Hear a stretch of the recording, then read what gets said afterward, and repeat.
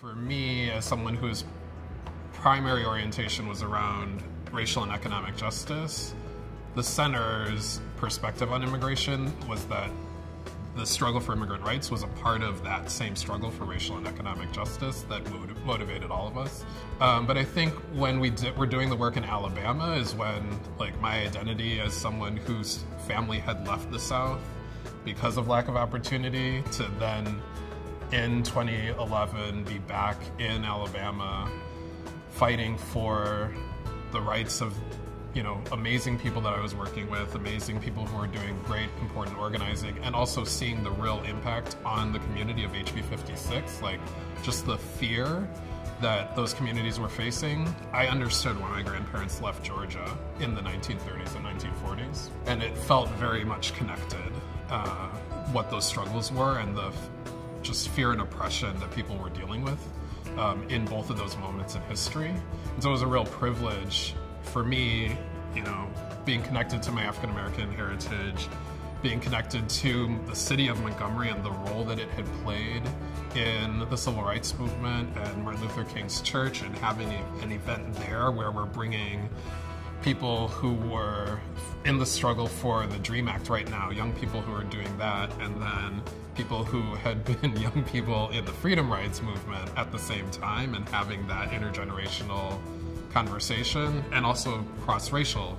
conversation. It was a pretty amazing moment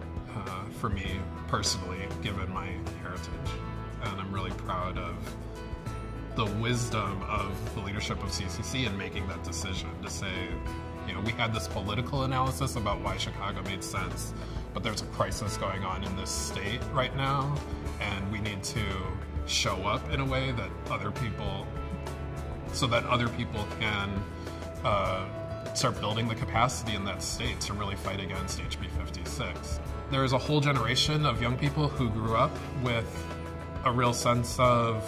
movement and organizing and change being possible, and not just possible, but something that we all have to work for. And I think that that's probably what I'm most proud of CCC's contribution to the movement being, because it's going to last beyond us winning comprehensive immigration reform. Like, none of us are people who think that just winning CIR was going to fix all of the problems in our communities, whether they be the Black community, the immigrant community, low-income folks. The analysis was always that this was critical to be able to build the coalition that was going to fight for the progressive change that we've all been wanting for generations. What's going to be most impactful about comprehensive immigration reform is the huge number of people who understand the value of organizing, understand the value of movement, and that movement actually delivers something real for people's lives. And I think that so many of those young people and so many of those organizations will just pivot to the next thing. And I think that